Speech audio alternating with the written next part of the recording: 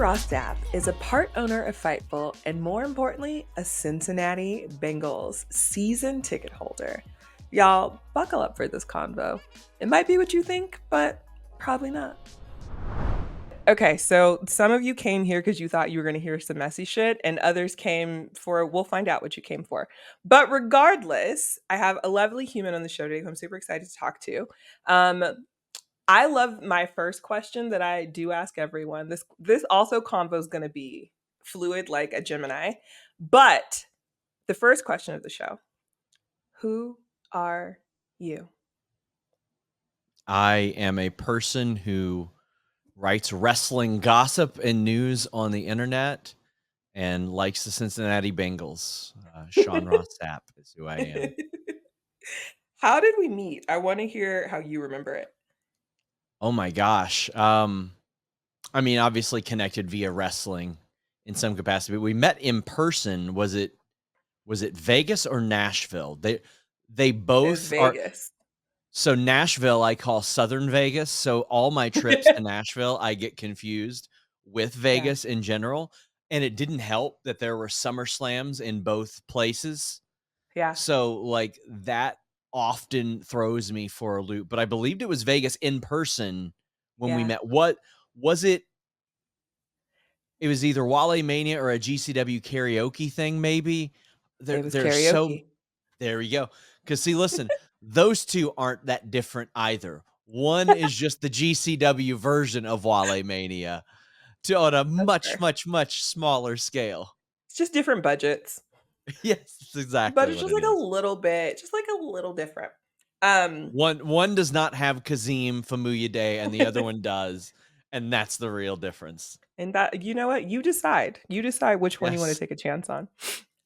So the show is called Trauma Queen, and I think that there is such a distinctness of trauma for everyone. And I think that everyone experiences differently. But what does trauma mean to you?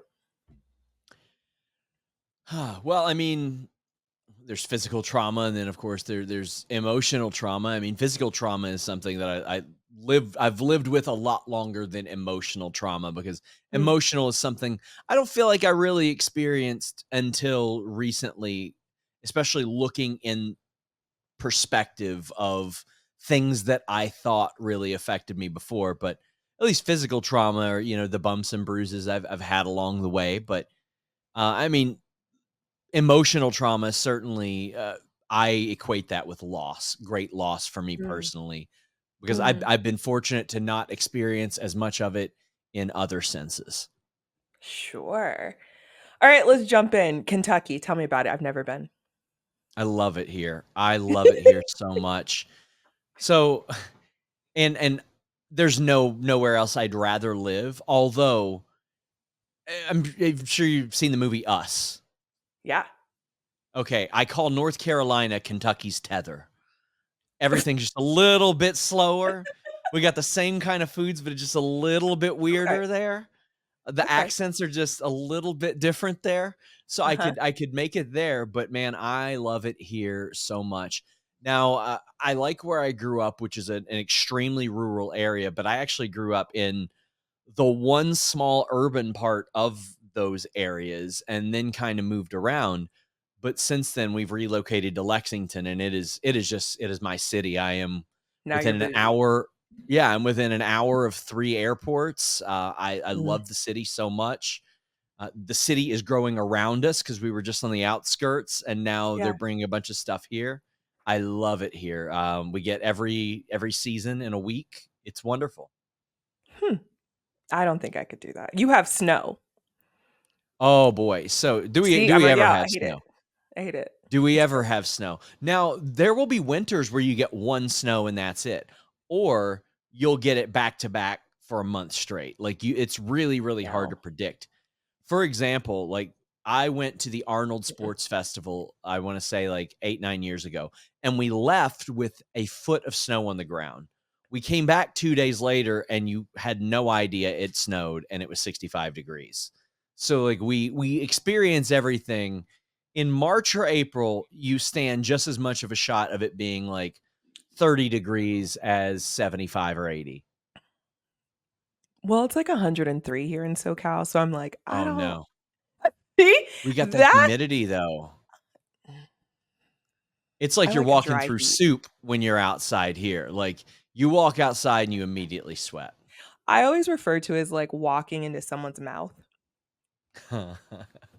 and you're Fair. just like, That's that is a pretty good comparison. And it's like this in the Midwest. It's just like that so much, especially because we have the hills and the trees and all that stuff here. Like, I am in the foothills of the Appalachian Mountains, effectively. So mm, the first time that I drove a little bit north or a little bit west, I was amazed that there was flat land. Like, I didn't know that that was a thing that existed. I didn't know you could go somewhere and look and see like a mile down the road because I had never experienced that before. Like, it's interesting. all mountains out here. Interesting. You often talk about like being in Kentucky and like growing up in a trailer. I think Mhm. I see it as like someone that's like, I just want you to remember I do know where the fuck I came from because people try Yeah, to act like you don't. What exactly. was that like for you? Like, what was baby Sean like? Were you this opinionated? Did you have I thoughts? Were was you I was investigative? so cute. No, I didn't get opinionated until I realized that I could take care of myself in a physical stance and all that. When Mm, I finally overcame that because I was, like, really undersized growing up and all that, and I wanted to play sports, but until I found, like, track and amateur wrestling, I didn't really have the ability to do that. Um, but once I got into MMA and pro wrestling, I was like, "Okay, I feel a little bit more confident, voicing my opinion in that regard." But I loved sports, and I came from a place where there wasn't much else to do but watch what sports were on TV and watch yeah. wrestling and boxing and MMA and literally anything like that that you could get your hands on. There just wasn't there were no recreation outside of the sports that we did. There weren't Yeah. arcades here. There weren't like water parks here or amusement parks or anything like that. So I turned to sports and wrestling. Mm. Did you know that you had ADHD young, or is this like an older understanding of self? Oh no, it was very young, but it took a while for them to realize what it was. Like, I didn't realize it was counseling and therapy at the time. Like, it's like, "Hey, you're going to comprehend and you're talking with this nice woman named Kelly, and there's a bunch of cool toys in her Not office." Kelly. And I didn't realize, and I don't know when like ADHD really came to the forefront or whatever, but Sure.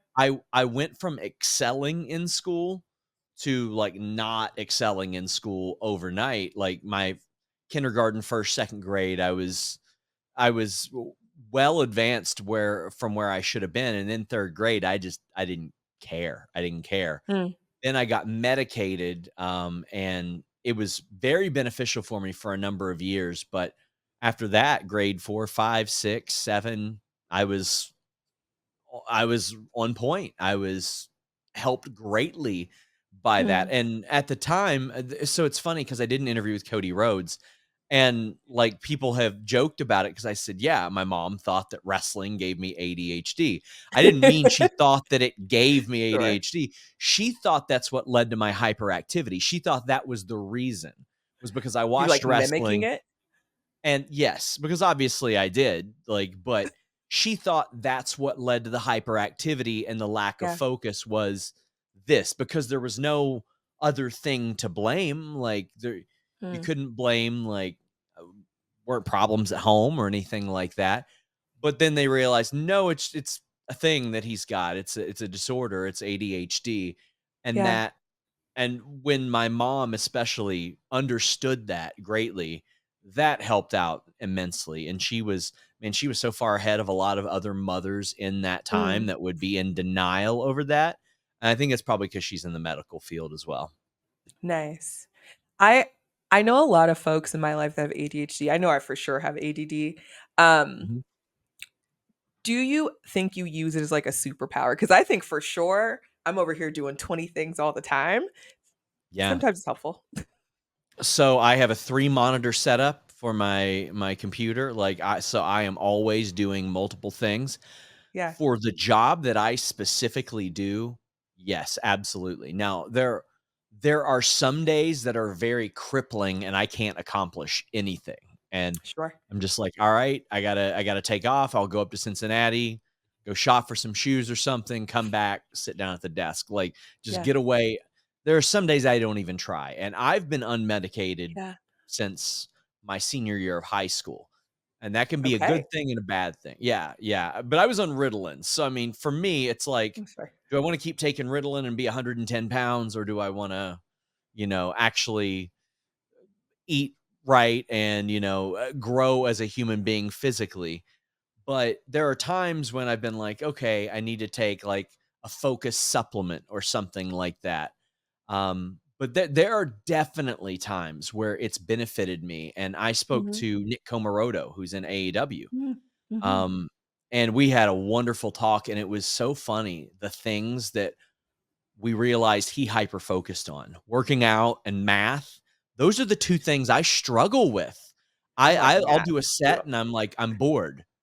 And when it comes to math, I can't focus on it. But then there were Yeah. things that I hyper focus on that he couldn't. So it is really unique to the individual. Yeah, yeah, yeah. Speaking of, like, when there's days that you just can't, Mhm. I am always talking about mental health, and I love that since the pandemic, people are like, "Oh, yeah, we should give a fuck." Um, Yeah. what has your mental health journey been like? Let me finish. Before working in this industry and Okay. currently. I am infinitely more thin skinned now than I was Mm, before because I, within my town and my area, I got along with everybody, had a lot of friends, all that stuff, still do. But you don't get criticized for literally nothing in a town of 200. Like, there are more people that have said, like, made up things about me than lived in the town that I just moved out of. So, like, if somebody in my town would have said anything like some of the things that are said yeah, about me online, like, there's got to be a reason. Like, it's not just, oh, he likes something or does something or his job. That's just not a thing that exists where I come from. So, it's not the easiest thing to adapt to. And everybody wants to be universally loved unless it's their job to be hated, but sure. that's definitely a thing. Like, I am way more hypersensitive, not to criticism, just to the reality of that some people are just kind of weird. And I'm like, what? Can they be saved? Do they want to be saved in that sense? But yeah, definitely that is a major thing that has changed since I started to work in wrestling because it just wasn't a thing that I needed to Yeah. factor in when I'm working at a GNC or something like that. So how do you take care of it? Because it literally is you just wake up and someone's like, "Fuck you, die." You're like, "Good Yeah. morning to Oh, you as yeah. well." I mean, there's a guy right now on Twitter who has posted a picture of my dead grandmother 45 times in the last 2 days. Oh, you're better And than me. well, I mean, So yeah. I mean, did I offer to fly him across the country? Yes, I did.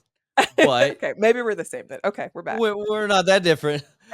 He didn't take me up on that, but Quitter. I mean, that's what I try to think of is like, okay, how would his loved ones react if they would see this tweet? A thing that I'll often say to these people is, I will pay you X amount of dollars if you read this tweet out loud to a loved one on video and get their reaction. Because I want to see what they say to you when you act like this over pro wrestling or even just somebody you don't like in pro wrestling. Yeah, yeah, yeah. Like, even if I said something that you don't like, maybe I told you to read the article or something.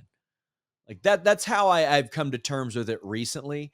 And Mhm. actually, Bray Wyatt had messaged me, I want to say, gosh, about a year before his passing, and he was like, "Hey, I see this stuff, and here's how I always dealt with it." And then he said, "How many people do you have that follow you and that subscribe and all that stuff?" And I gave him a number, and he goes, "You don't have 1% of that many people that don't like you." And Come on, I math. We was don't like, do "You know it. what?" I was like, That's a good point. That's a good point." Wow. It is perspective, but also it's like I'm just trying to exist, and that's Sure. hard. Oh, I get people not liking my job for sure, but just say you don't like my job or my work. I'm not going to be hurt by Yeah. that. But But man, it's like people. bled into your life. Oh yeah. Oh, I mean, I've had. had people threaten my wife. I mean, there was a guy who his aunt had him committed because of the things that he was saying about my co-host and about my wife, and Really? they oh my gosh, they found so I've never told this story publicly, but I will now. There was a situation where a person got my phone number, or they got my wife's phone number. They didn't get my Mhm. phone number, but then I messaged them, got them away from that. And I immediately, based on the things that that person said, reached out to a PI to find out who it was because I was going to press Mm. charges immediately. Mhm. So the PI was on a 4 or 5 hour drive back to somewhere they needed to be. And I was calling and updating them. Myself and a friend that you know, Share Mhm. Delaware, poked into it. And we noticed a lot of common misspellings that this person had that weren't so common. She's so good. So we just cross referenced that with tweets to me. And there was one guy across multiple accounts who was tweeting this hateful stuff. Huh. And I pressed charges. And they said, there's not a lot we can do. Kentucky Yeah. to LA. Well, fortunate, I guess not so fortunate. He lived about 45 minutes away from one of my co-hosts in Mhm. California. Mhm. So I was able to take that information. I sent it to a loved one and I said, "Hey, just so you know, this is what this dude's been doing." And he actually lived with his aunt. And she said, "No, there's no way. There's no way." And 2 days later, she messaged me and she said, "I owe you an apology. He has been Wow. pretending he's been going to work and then going to McDonald's or hotels with Wi-Fi and sitting there all day, and he had harassed and threatened over 50 different people." And Wow. they ended up committing him. And Yeah. then she told me that he was being evaluated. Then she told me he was staying. And actually recently, I want to say in like the last 2 or 3 months, he's reemerged on Twitter as like a very positive account, including towards me. I'll send you the account later. But Okay. yeah, I'm glad That's he got the wild. help that he needed, Sure. because it was the kind of things where I was like, is dude gonna diaper up and drive across the country and Yeah. try to pull some shit? Yeah. Which you never People know. do. You never know. People do. People We do. we know what happened to Dario, having people break into homes and, Yep. it's I think people take light of the internet and they're like, "It's just the internet." I'm like, "Yes, and." It ain't just the internet. Yeah. Ain't just It's the not internet. just the No. internet. How do you try to keep yourself safe now? Like, what do boundaries look like? What does that mean for you? Since you are on the internet, it's like you can leave. Yeah. So I mean, I ended up actually there Share Delaware helped me with a cyber stalker that I got a few years ago, because I reached out to She this needs a new person job. because I know, right? But this person got very fixated just because I had reached out and said, "Hey, please explain to me this tweet because I don't think I understand what you're upset about." And they developed an immediate parasocial relationship. And I was like, okay, none of that unless I know the person interpersonally, or 1 degree of separation is my limit. One Yeah. degree of separation. You got to have a reference at this point. And if I happen to meet you, or one of my subscribers that I've known for a long time knows you or something, yeah. Other than that, I don't put loved ones on Twitter. They're still on my Instagram and stuff like that. I have isolated other social media. I don't have Sure. don't do Facebook or anything like that anymore. Um, I'll tell you a mistake that I made very early on. Here's a mistake I made very early on. When I first got a Snapchat account, it was a completely incognito name. But like my own friends wouldn't add me back because they didn't know it was me at the time. Like it was an incognito name. So I was like, gotta do my real name. Well, I didn't change it when I, Oh. started to get popular in wrestling. Uh-huh. And unfortunately, I had a show with Vince Russo, unfortunately. And this was like 6 months after I had canned him. And I open up my Snapchat and I've got a snap, and it is a giant erect penis. I knew it was gonna be a And dick. I just knew and it. it said, "Fuck Vince Russo" in all caps. On it? Like across it. like Mm. across and they were perpendicular, okay? Emphasis on the dick. It was perpendicular. So upwards, a penis. Uh, Across, fuck Vince Russo in all caps. And I'm like the 50 Cent meme. I'm like, why he say fuck me for? Like, what did I do? I don't work with him. But I did reply and I said, well, it looks like with that thing you could. But like that was that's a lesson that I learned as well. Like, okay, on your private socials, protect yourself yeah. there too. Do you have, like, an online personality and just Sean at home, or is this just who you are? The way that I say is I never say something to or about anyone in any capacity that I wouldn't say to them directly or to their face, period. Sure. If somebody's being a jerk to me and I react, I would 100% say that to them. Um, you ain't gonna hit me any harder than UFC fighters that I used to train with hit me. They're way better at it than anybody on the internet. Mm, But like, no, I'm pretty well the same way on Twitter as I am in in person. It's just I don't talk about wrestling as much in person yeah, because when it consumes my life online and at work, I'm just like, I don't want to do that. yeah.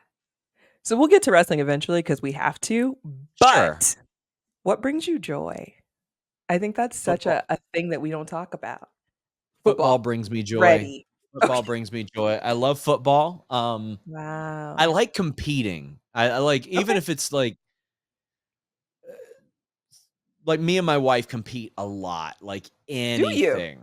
Oh my gosh, so much, so much. And she's not an athlete, she's not like a competitor, but we went on our honeymoon to Niagara Falls and we did like they have a very competitive go-kart thing and we started 23rd and 24th and finished first and second. Had we raced anybody but each other, we would have been middle of the pack maybe. But it's just because we were out there. Like that's all that was. But we like arcades, activate games, stuff like that. Like any way that we can compete, we do because that's entertaining for us. Like that's what I like to do. And Yeah. like pro wrestling, like actual wrestling satisfied my competitive urges for a long time. So that was helpful. And then getting a story right helped Mm, satisfy my competitive urges a little bit. I think my ultimate goal was like just to be the best in the world at something for at least some period of time, whether it be like mopping a floor or work like being the best Target cashier, whatever it was. I just wanted to be the best in the world at something for a short period of time at least. do you think that's attached to the ADHD? Yes, 100% attached to the ADHD because when you have ADHD, it can sometimes be difficult to follow through on goals. It's not Sure. difficult to create goals. I've got a million different goals. That's why, like, the reason why my YouTube channel isn't at 500,000 views is the same reason why it's gotten to 100 and some thousand. If I would have separated all the different ideas that I had and did individual channels for them, I probably would have been more successful individually than collectively. But I Mm. was like, no, I want to do this, and this. And they all sort of came together. So, yes, I absolutely think that that's related to ADHD. Mm. Do you do any work outside of Fightful? Sort of. I mean, I do charity work and like fundraiser stuff. Volunteer or did volunteer up until the last few months at different places. Usually, it would be my God. Why am I drawing a blanket where I volunteered at NAMI? Obviously, I would help promote NAMI walks and Yeah. things like that. We would do a lot of fundraisers at Iron Fist Gym in Maysville, Kentucky. Since 2016, I've been really tunnel vision on Fightful and doing that type of stuff. But occasionally, I would pick up like outside wrestling work. I've done like a hobby Bengals podcast that somebody approached me about turning into work, and I was like, Ooh, no, not doing that. it changes it Not real quick. yeah, yeah, not doing that. Salvation Army. That's where I do volunteered at. My God, it was I was drawing a blank there, but Yeah, here and there, but mostly Fightful consumes my life. All right, well, we're here now. We're at the door. Let us in. How the fuck did you get into Fightful? Like, Oh, man. how do you partially own, excuse me, let's get language. How do you partially own this something that has grown to be such a magical place for so many people? So I worked for free for Bill Apter for 5 years, and that ended up being one of the best decisions I ever made. Listen, I was broke as hell. I was poor as hell. I was struggling, but I wanted to write for Bill Apter because he had such an influential part of my life. When I wasn't allowed to watch wrestling when I was younger, I would read his magazines, but I did every job that I could in and around wrestling and MMA, commentary, taping hands, managing fighters, teaching kickboxing, training, and all those. Every bit of experience I could get. I went through a couple jobs, um, What Culture, Wrestling Inc., and I was about to leave Wrestling Inc. actually over a pay dispute because I was tired of being poor. That's fair. And That's fair. I got an email from a fella from Toronto, and it was almost man, it was almost like it was meant to be because I never cared about leaving Kentucky. But the one place I looked at and said, man, that'd be cool was Toronto. And that's because when I was little, they had the cool new baseball stadium with the roof that opened and closed. Their football or their baseball team was really good. They had the new NBA team in the 90s. So I was like, oh, that'd be cool. And he hit me up and he goes, hey, I'm thinking about starting a hybrid pro wrestling MMA website. And quite literally, the way that I was taught to pro wrestle is a hybrid of MMA and pro wrestling. It's catch wrestling. It's what pro wrestling was before it turned scripted. Cool. And he reached out to Bill Apter, and Bill Apter said, yes, this is absolutely your guy. You should do it. And there was a wage that I had in mind. And I said, if I made that, and it was a very low wage, I said, if I could make that and just do what I love, I would be happy. And he met that wage and exceeded it and said, he had told me before, he's like, if you stay loyal to me, I'll stay loyal to you. And I never Mm, forgot that.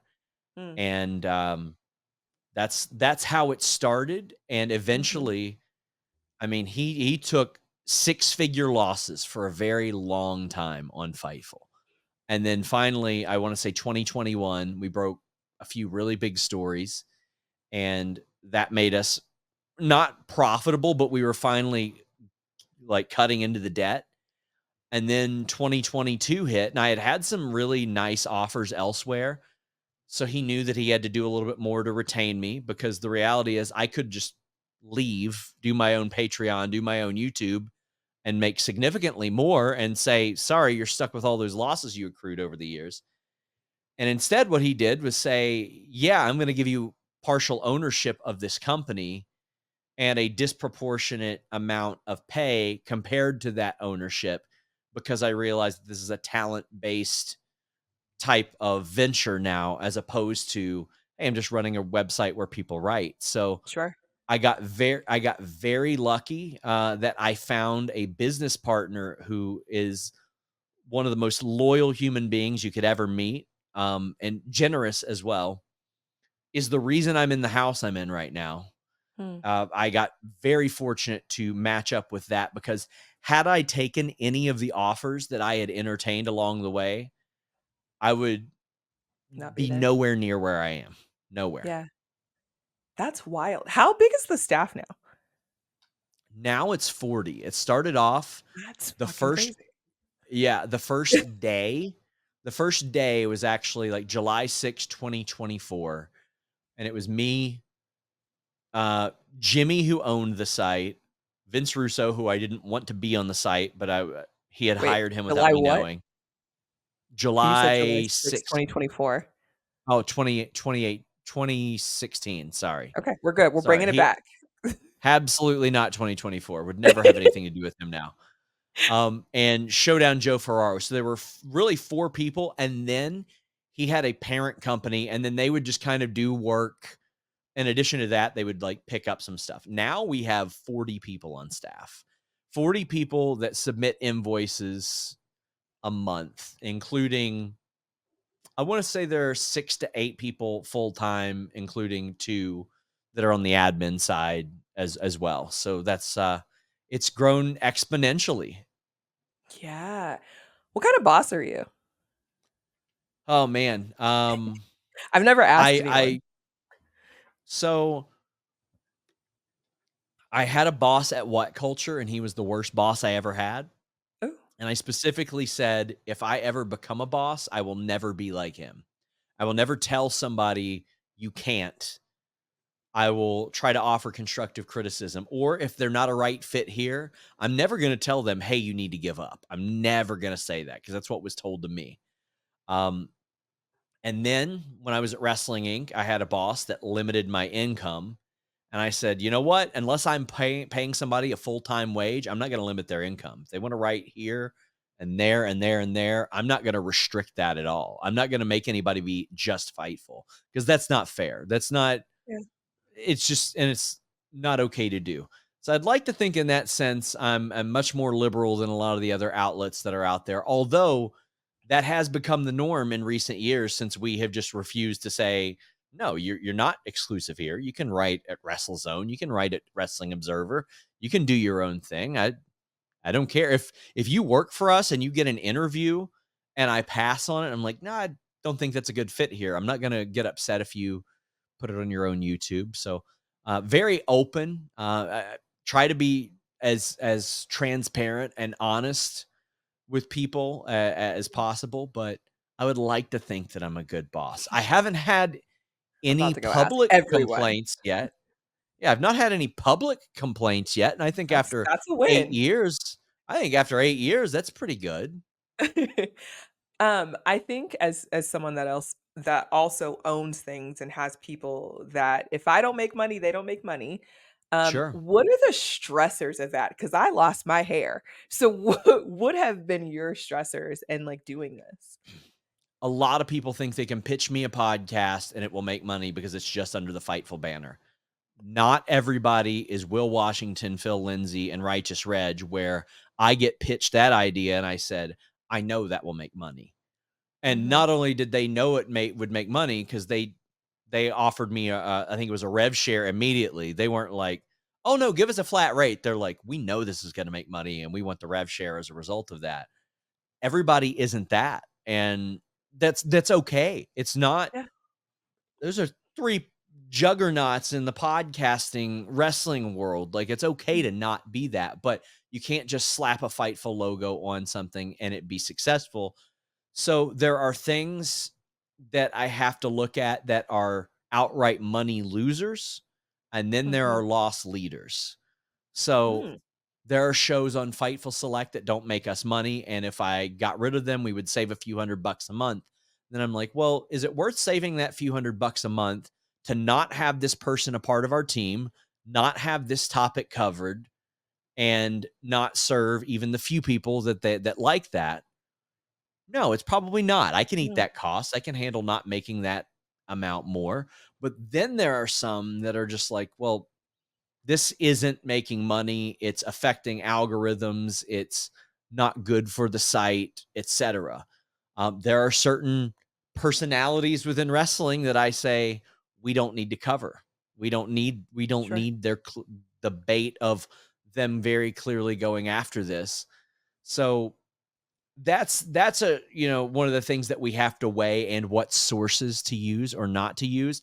Those are some stressors. But as far as like managing personalities, like I've been fortunate that up until like quite a far way in, everybody kind of worked together. It's mainly detractors outside of Fightful that kind of take aim and stuff like that. But really, I don't pay them any mind because people who actually read the content, have media literacy, know where to follow news, our track record speaks for itself. But Yeah. having to tell people no sometimes does suck. Having to tell people no, it wouldn't make sense for us to put this interview up on this feed because it's not going to do any traffic and it will actually hurt our algorithm. That does suck because we Yeah. used to be a very just like, you want to do a podcast about the NBA draft on the main feed? Go for it. I don't care. we had that ability, but now we have to be a little bit more concentrated in what we do because we do have so much content. You really do. You Yeah. really do. And I think that's so We amazing not though. only have, sorry to interrupt, we not only No, have the no. most paid content, we have the most free content of any wrestling website, which is something I take a lot of pride in. Wrestling is such an interesting thing. I Yeah. remember I will always say I know the day I found wrestling. It was Oh, really? 1996. Stone Cold Steve Austin was breaking into Brian Pillman's home. And I Yes. was turning through the channels and I was like, I'm sorry, what the hell is this? And that was it. But I became a WCW girl, which is a whole nother journey. Um, when do you not work? Sundays during football season. So I know I bring up football a lot, man. You Shocker. should. This is actually my Bengals studio, but a couple of years ago, like I've been into football for a long time, but there was a period, gosh, between 2014 and 2018 where there were 2 days I had not written an article or done a podcast over 4 years, and my line of thinking was, if I don't do it, somebody else will, and I Yep. do not recommend that for somebody else. I don't, but that's how I came up, and my path led me to where I am, so I'm happy I took it, and those 2 days were my bachelor party and my wedding.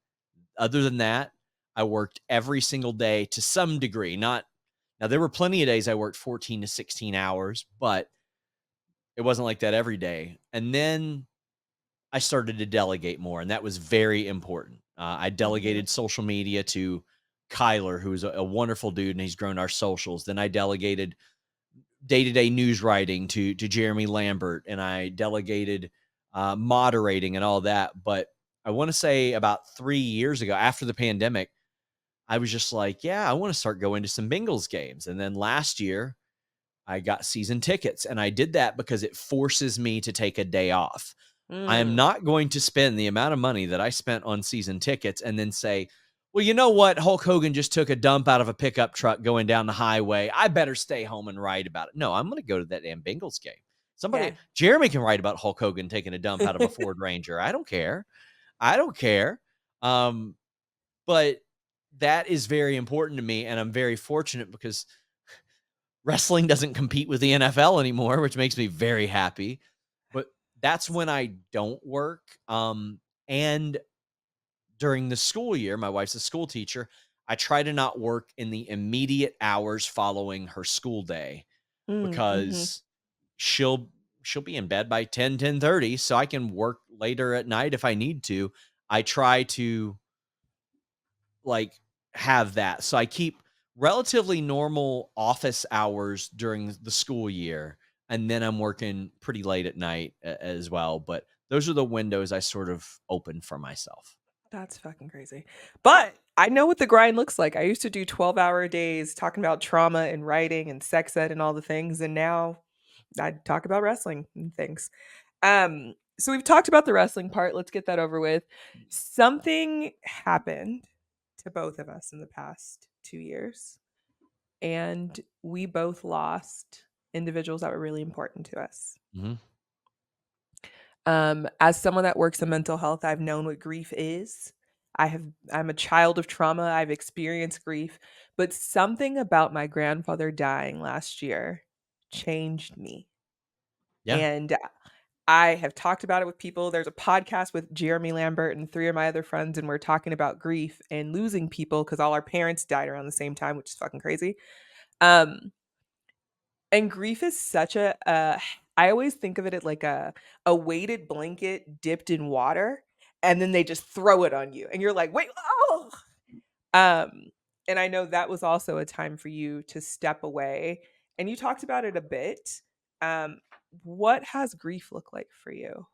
How was your relationship with your grandmother? I believe she raised you as mine raised me. Um, Yes. what was that like for you? So I mean, I had growing up great relationship with my mom. As I got a little bit older, it was hit or miss. Now it's wonderful, but I was always a grandma's boy. I lived there for years. I lived there, after I needed to kinda keep her company because she needed it, Yeah. but, she was the most important person in my life. The way that like, we expected to have her, like, another 10 years. Like, we knew that she'd be battling dementia and it would be tough, but we expected to have her for a lot longer, and it took a part out of me that I don't feel like can be replaced, and we are 3 months after it happened, and I don't know if it's fully hit me. Um, Mm-hmm. it's it made me absent of emotion. Like, I don't yell, I haven't cried yet. I was just empty. That's the best way I can explain it, is that I was empty. And I went to see her so much in the spring, and it's about an hour and a half trip to see her, and I wish I would have seen her every day, but the last 5 visits, I saw her get progressively worse, and it was such a deep I mean, to show you how, like, quickly it accelerated, I remember 5 visits from the last one, Mm. I was talking about going to Cleveland for SummerSlam for work, and she joked and she said, "Sounds like a terrible job." And I loved that because she knew how much I bagged on Cleveland. She knew how much, like, as a Cincinnati sports fan, I would just bust balls over that. Then the next time I saw her, she was just a little bit more frail. And then the next time she was in bed, Mm-hmm. and then the next time she was in bed and didn't talk. And then the next time she just didn't wake up when she was in bed. It got that progressively worse over 2.5 weeks. And the last night I saw her, I knew it was coming. And I was sort of prepared for it when my mom called me. And she Mm-hmm. was so wonderful to my grandmother, took care of her in her last year. I knew that's what she was about to tell me because Yeah. it's like we would call each other all the time, but it was just unusual. 6 p.m. on a Sunday. It's just, Yep. it almost hits you. It's like, well, yeah, we call each other all the time, but it's never happened at 6 p.m. on a Sunday. I could tell something was going on, you know? Yeah. And it made me absent of emotion. Like, Mm. I don't have it in me to be upset or angry or cry or anything like that right now. I haven't developed that again. I don't part of me is like, "Damn, will I ever? Will I ever, like, be mad enough to yell at somebody or anything?" Which I didn't do much of anyway, but there have been some situations that have happened since then where I'm certainly more subdued than I would have been 3, 4 months ago. So, Yeah. empty is the feeling that I would indicate. Will you ever get out of it? The answer is yes. When will it happen? When you least expect it, and probably in the most not fun place. Have you ever, well, like, in the sense of one of the questions when we were talking about grief, and I asked them, like, where's the weirdest place you cried? I said, when I just sat down to pee, I just started bawling. My friend was a stripper, and she was like, when I started crying, doing a lap dance. They don't like that. Oh, I was like, mm. no. Oh, She no. said, and then I cried on the pole. I was like, but you know what? Someone was into it. She's like, I did get tips. Oh, Someone was into no. it. Did she get any Um, complaints? nah. I mean, there Sure, you tits go are out. then. What are they gonna say? That's Put fair, put fair. here's a tissue and put those away. No. um, as losing your person, Mhm. how have you existed? I know when I lost my dad. So for those that don't know, I lost my grandfather to prostate cancer. He raised me. He was the man that I put men up to when I date them. I went to travel for work, and I went on a speaking engagement. It was the best college keynote I ever did. I signed my contract for AEW, and I got a phone call on the way home. And I was like, my family doesn't call me. What is this? And I Mhm. asked I the week before I had went and saw him, and he just looked so weak. Like it Yeah. was someone I didn't know. And I made him take a photo with me that day. And for some reason I also recorded part of that conversation. Something said do all the things. Yeah. And that was the last time I saw him, really. But I got to ask him, "Are you scared?" It was the only time in life I've ever heard him say yes. So that was the most heartbreaking thing about dealing with dementia with my grandmother. She wasn't scared of anybody, anything. I mean, for anybody that's upset that I talk shit back to you on Twitter, it's her fault. I mean, she was like she would shit talk nonstop. If somebody was going at her, that you weren't winning that verbal battle. But she realized she was losing her mind. She realized she was losing her memory. Mm, And the first time I heard her say, "It's scary," I that was like the biggest heartbreaking moment to me. mhm, And to me, that was the only solace that I took, was that I knew that when she passed, she wasn't scared anymore, because living in mm, a perpetual state of fear of abandonment was what really made her upset, what really bothered her, because she had those abandonment issues.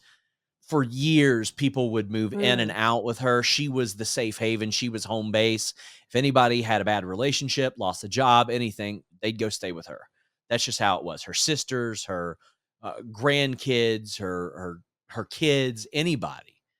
And to me, that was the only thing that made me feel like a little bit like it's okay, was because I knew that she would never be scared again in that sense. mm, Because I had lived for 30 plus years and never heard her say, "I'm scared." Then I heard her say it every single day.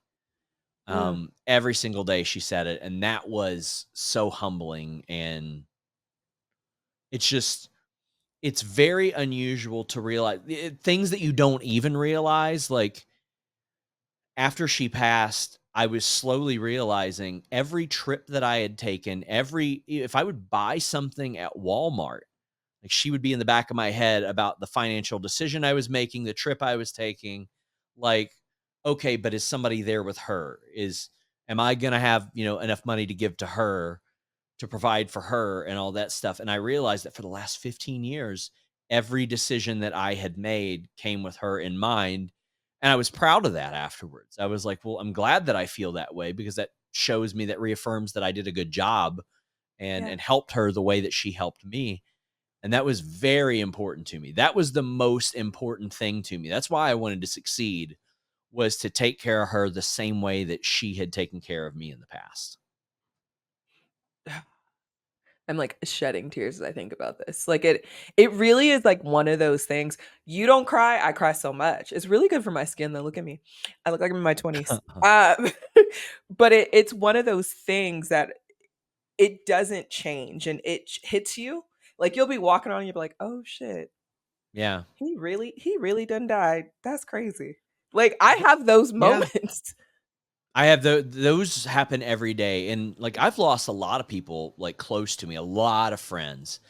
And there's one person, he was my best friend for about a year. And I wouldn't say we had a falling out. We grew apart, Sure. but like, we were only best friends for about a year, and then we lost touch largely for the remaining 5 or 6 years of his life. He was involved in some stuff that I didn't want to be.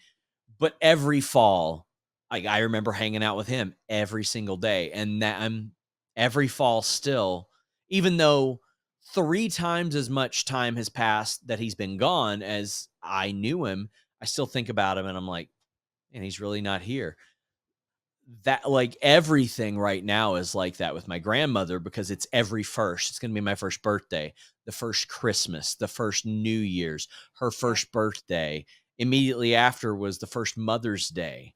Yep. Um, yeah, like, I'll go to the corner store and I'll see butter pecan ice cream that I hated, and now I'm like, give me that butter pecan ice cream. That's the only shit she had at her house. That's what I want. I didn't drink soda. I drink Pepsi Zero now because she drank Pepsi, and it makes me feel a little bit closer to her. I danced in my kitchen the other day, in my mom's kitchen, because Mhm. now the anniversary of his death this year, it's been a year. My mom decided she wanted to go into kidney failure. And so I had Oh, to go to the no. hospital. And I parked in the same spot I parked in the night when I rushed to the hospital that he died because there was no other parking. I was like, who's fucking playing in my face?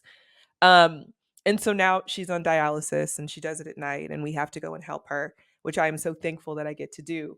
And there's this huge thing of my dad's face because he was in the Air Force. And every day I'm like, you really just left me to take care of these people because I got left to be in charge of everything. And so as someone that was there all the time and doing these things, how do you navigate the bullshit on the internet? And see, we get spicy. The bullshit of this person posting her. Well, I mean, it's funny because the picture of her flipping off a camera because I said, "It's National Indigenous Peoples Day. What do you think of Chris Columbus?" And she said, "Fuck Chris Columbus." And I'm very proud of that picture for that I reason. love that. Um, I love it, and I take solace in the fact that he believes he's the normal one. He had to scroll back 10 years on my personal social media to find that.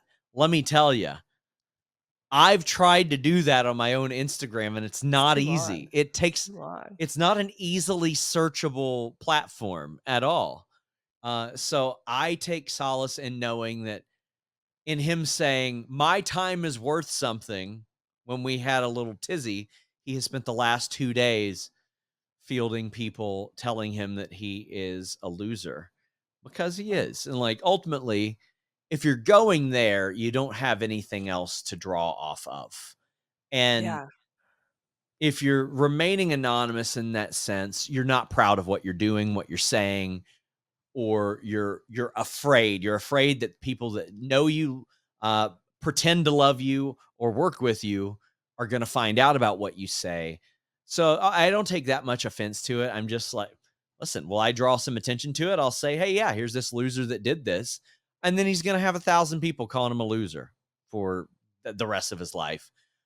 So if that's what you want to deal with, by all means, go for it. But I it mean, doesn't usually work out I well. think we should bring public shaming back. Yeah, I Just agree. really, just like, why not? I'm not I saying you need to harm and them, but like, sure. And I understand that for a lot of people, they think that I should rise above it, all that. I why? disagree. I disagree. If you Why? talk trash to somebody, expect to get it back. I don't say anything to about anybody that I don't expect to get back to them, regardless, Mhm. whether I tag them on Twitter or say, like, if I were saying it to you off the air, I would expect that person to eventually hear about it and just treat people the way you want to be treated. And if you mistreat me, I'll probably just do the same thing to you. Get backs. I love it. I love it. For folks that have gotten through and gotten to learn more about you and they're like, yeah, yeah, yeah. Thanks for all that. Like, how do you do this job? Like, how do I get to do this work? I know people hit you up all the time. Yeah. How do they get to be never Sean, but like, how do they get to be like Sean adjacent? Produce content, all of it, write articles, do interviews, do the transcripts, edit the audio, edit the video, create the thumbnail. There's a reason why a lot of journalism programs in college are no longer journalism programs. They are Hmm. multimedia journalism or convergent media. And because they want you to know how to direct it, design the web page, all that. You have to know how to do all of that because then you become a versatile hire. If somebody comes to me and they say, "Hey, I do a podcast," great. I can. If I wanted another podcast that bad, I'd just do another podcast. I don't really need that. Like, That's fair. but if you can design logos, if you can transcribe, if you can do the interview on the podcast, edit and upload the audio, run and produce the video of it, then write an article about it, you stand a lot more of a chance of getting hired somewhere other than, "Oh, it's me with Headlock Radio." Okay, great. There's a million podcasts out there. There are not a million people out there who can do all of those things to a competent level. Then when you do everything at a competent level, you can specialize. You can find out what you're really good at. There's a Mm. reason why I don't run Fightful social media. I would not be nearly as good at it. I'm good at my social media, not at Fightful's. There's a reason why I don't edit audio. I'm not that good at it. I know how to do it, but I'm not that good at it. I was able to cast a wide net, catch a fish, and eventually zone in on that and focus on what it was that I was great at. Do you think people understand your job? No, and I say that because I didn't understand my job. Okay. Whenever somebody's being a jerk to me, I remember back 14, 15 years ago when I was a jerk to Justin LaBar, a guy who does work or did work on like WrestleZone and stuff like that. And the reason was I was jealous of what he had done. I was jealous that he had put the work in Hmm. and was doing something I wanted to do. And I'm very fortunate that he wasn't a jerk. And instead, he reached out and he goes, "Hey, I see that you do some writing and it's very good. Why don't you focus on that more than what I'm doing?" And I was like, "You know what? You're right. I'm being a little bitch." So the long and short of it is I stopped being a little bitch and I went and I did the work. And I like I'll help anybody that seems like they have goodwill and do it in good faith. And you just have infinitely more security, and it's definitely tough when you're coming up and you're starting and you have like 1,000 followers and somebody doesn't credit you for an interview or something, and that's understandable. Mhm. But it took me a long time to become secure in that, but that conversation made me go from, oh, I'm going to be jealous, to no, let me do the work. I was afraid of my own failure. I was afraid Mm, of my talent not being good enough and actually trying and putting myself out there and then not succeeding. That's ultimately what it was. mm. And there's a lot of people that think they know how to do the job. They think they know Yeah. all the elements of it. There are maybe 5 people on the planet in wrestling that truly, there's probably Dave Meltzer, Mike Johnson, John Pollock, Brandon Thurston, Ryan Satin, who isn't even in wrestling anymore, Wade Keller. You can count on less than 2 hands the people that really know how to navigate exclusive news and pro wrestling. Mm. When people say pro wrestling's fake, why are you wasting your fucking time? What do you say? Okay, thanks. I Cool. guess I don't give that a yeah, I don't give that a lot. There was so my other grandmother who passed away, I was there, and this was years ago, and I got introduced by my aunt, who's big locally in the media, Hmm. to an editor of the local newspaper. She goes, "Oh, this is my nephew Sean. He covers wrestling," and that woman scoffed at me. And then, and she's like, "Wrestling," and she was, and she even said something like, "That's fake." I want to say about 4 years later, she asked me to write a feature. And I think I said something like, "I'm washing my hair that night. I can't do that. Sorry, not interested." Maybe you can find a middle school golf article that can go there instead. Ugh, Good luck. But yeah, it matching was somebody's one of petty. those things. Occasionally, I'll find that, and then I'll find people who have been at it a very long time, and they're like, "No, it's very cool that you were able to find your lane and your niche and excel at it." And that's what I think everybody should try to find, is find that one thing you really specialize at. Mm. When's your next vacation? Christmas Day. Going to New York City on Christmas Day because I'm an idiot, I was but like, for I'm still what? Okay. going. My wife has never been, Okay. and she wanted to go. We're big Home Alone 2 fans. Got We it. are not staying at that hotel that he was at. I wish we were, but it's too expensive. But Yeah. we're actually are going to go to a wrestling show. We're going to go to the MSG show. But that's always a thing I've wanted to do since I was a kid.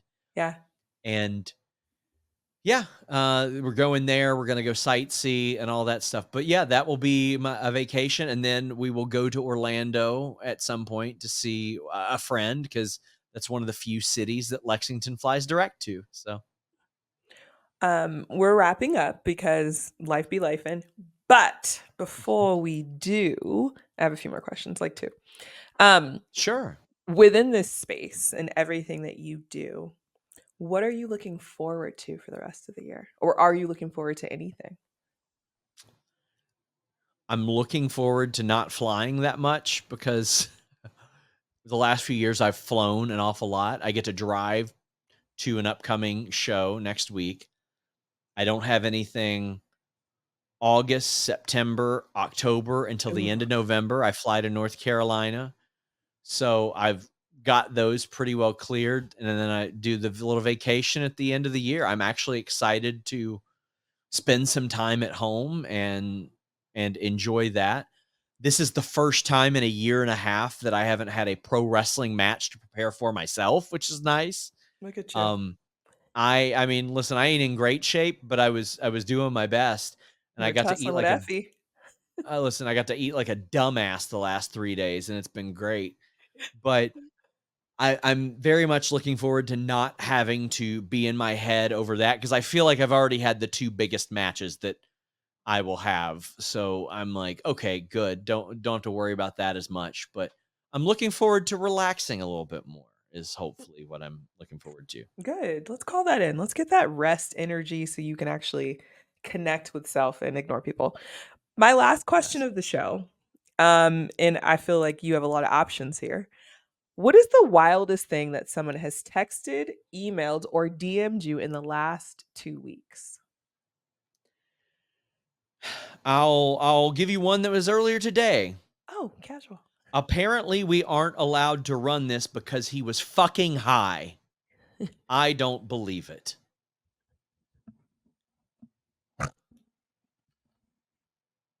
That sounds so fun. That's It that was not sounds fun. so fun. It was $1,000 text message. I'll say that much. It, Ooh. it effectively cost us $1,000 that message. I got itchy. I'm like, I don't like that for you. Oh man. But it's not that big of a deal, but we were kind of happy Do that thing. I to do that thing to get this piece of information or article or interview or podcast. I won't clarify. Sure. And I just want to say, I dispute that text. I don't believe he was fucking high.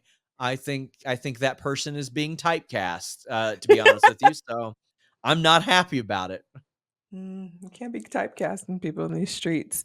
I This agree. was fun. This was It fun. was I fun. think I learned a lot about you, and that makes my heart happy. So I got what I Sorry to wanted. hear that.